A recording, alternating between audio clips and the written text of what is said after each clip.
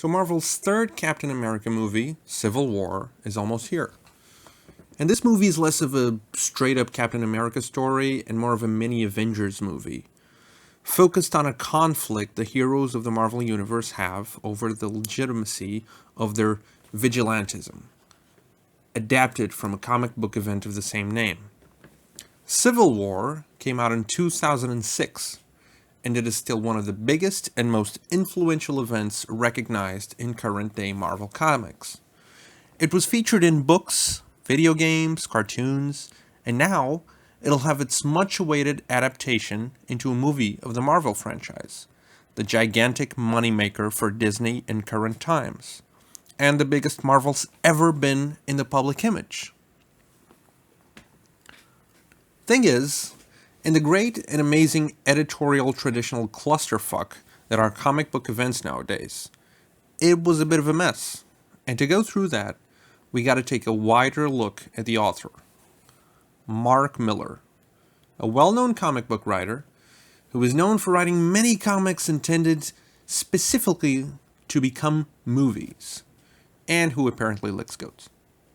Starting out as the pupil and protege of my favorite writer, Grant Morrison, he did work in the popular British comic 2000 AD, before being noticed by DC Comics, where, under Morrison's wing, did amazing work in series like JLA, The Flash, Aztec, and Superman Adventures, with what is widely considered to be the greatest work of his career, Superman Red Sun, being his final and greatest work before leaving the publisher.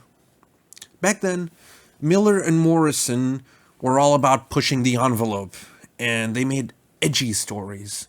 Before the term edgy, and Millar himself, became cringeworthy. In Marvel, Millar's work, despite still being quite decent, spiraled into less and less edifying stories in the Marvel Ultimate Comics until the creation of Millar World, his own creator-owned line, where he could publish whatever he wanted without any kind of editorial control, where his model became make comics with the full intention of adapting them into movies or movie franchises. The first comic published under this imprint was Wanted, a tale of a villain-controlled world where the protagonist takes control of it all along the narratives. And it ends with a page where he shows the reader the face of the protagonist, saying, and I quote, "This is my face while I'm fucking you in the ass." Now you see where I'm going with this. Next came Kick-Ass, a story about a teenage comic book fan who's trying to become a superhero in the real world, only to find out everybody is a cynical asshole. Also, there's a little girl who murders a whole lot of people with her daddy. This book and its sequels are peppered with rape, slaughter, and a whole ton of edge just for the hell of it. There's a villain called the Motherfucker, and a Nazi strongwoman, and these are only some of the very few indicators that Millar's mind, at this point, was little more than a 14-year-old's fan fiction. And who can forget Nemesis? A book with the catchphrase, makes Kick-Ass look like shit. And with moments like this. This is a real page. I did not edit this. Millar's narrative damage spreads far and wide. There's just way too many cringeworthy examples to count. From what if Hulk impregnated his cousin to start a redneck clan in the far apocalyptic future? Or what if Spider-Man's Aunt May slept around with everyone when she was an underage teenager? And let's slap a lot of underage teenagers in bathing suits and stuff in on those comic covers. They'll sell a lot. And what about, let's not forget, I didn't like Man of Steel, so in my new comic, Superman is a retard. The man made a magazine named Clint. And yes, that's the joke. Thing is, Hollywood loves Millar's pitches. After cutting a large portion of the trash, His story concepts make for quite enjoyable movies, and this is why he keeps selling the rights to his stories successfully. His entire method to create a story hook is by injecting simplistic real-world political views into comic book scripts, so they overall seem like the innovative and realistic take into superheroes, which makes a lot of new readers interested. It's the Silver Age cover of the current era. Clickbait comics. You'll never guess what's inside. And as such, Civil War starts with a very simple premise. A team of fame-seeking wannabe young superheroes making their own reality show screws up. An entire orphanage dies because of them, and the government feels like superheroes can't be this irresponsible in today's society. Even though they have been for like 60 years. Something. Doesn't matter. So a question is posed. What if all superheroes were forced to work under the government? So they'd be public officials instead of vigilantes. Being a card-carrying member of a police force with your secret identity known by the state. It seems like a controversial enough concept to turn some heads, right? Iron Man and Captain America in opposite sides, each commanding a slice of the superhero universe, to fight for order through the state or freedom from law. It's the classic authoritarian versus libertarian perspective, but in a universe where a lot of people are superpowered. It is interesting. But then comes the kicker. Taking law-abiding control into superheroes in a universe as chaotic as Marvel makes perfect sense because tragedies where civilians get killed over hero tantrums happen every other day. And almost everybody's been evil at some point. So a writer's job is to make the anti-registration side, who acts like typical guerrilla rebels wanted by the state, into the good guys. And how do you do that?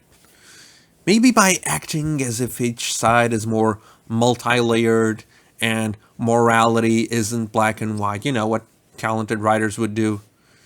We'll just make Iron Man insanely evil. He's gonna get Spider-Man, the hero who has a lot to lose, to reveal his identity on public television with dire consequences. That makes sense. He's gonna make a clone of Thor who's dead at this point. And that clone is going to senselessly murder a hero in the middle of the street. Is that evil enough? No?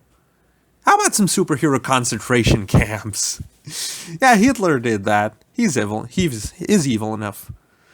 How about concentration camps in another dimension? Yeah. How about using villains with shock collars to go after heroes who don't want to register? This is actually funny, because no big villain threats tend to pop up during this time, due to all the hero versus hero drama. Almost as if the villains accept their role of just giving heroes something to do most of the time. But do not dare to step into a situation where a bunch of super crybabies are fighting their own friends over small-time drama. All of this ends at a point where both sides come together in a huge fight right in the middle of New York. Call up their respective reinforcements so the chaos even gets bigger. There's splash pages of punching and kicking happening everywhere until a few civilians go, "Stop it, you incredible assholes! You're letting your soap opera plot destroy a city and a fight among heroes over political opinions? This is like the internet over here." And Captain America goes, "Oh well, I guess we're not fighting over anything anymore. We're just fighting." Yeah, logic that pretty much fits into every single superhero crossover ever made. You've been just fighting since you started fighting for yourselves and not for the lives that you've sworn to protect as heroes. And this is something that genuinely bothers me about quite a few stories in the Marvel universe. Heroes exist in such a cynical view of the world that they lose their entire drive to protect the world.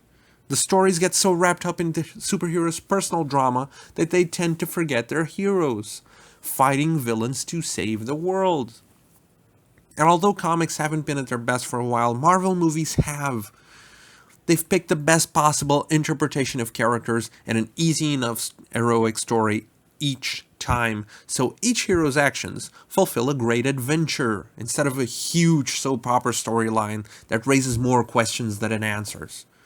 And this was during a time when Marvel was having some of its best stories in years, all of which poked fun at Civil War's irrational concept.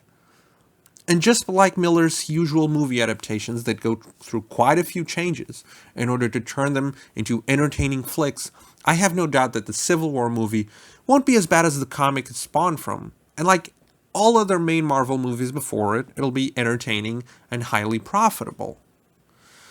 But there's always the question, will this be the point when Marvel movies adhere to the current day comic book standards and start making superhero movies about individual drama with confusing plot lines done for the sake of selling more issues? In the cheapest way possible, make fans angry and will sell more issues? I like to think that Disney is smarter than that. Until then, Millar's stories will always have a place in Hollywood. Good thing too, we need cheap entertainment. And Millar delivers. So, shine on, you edgy diamond.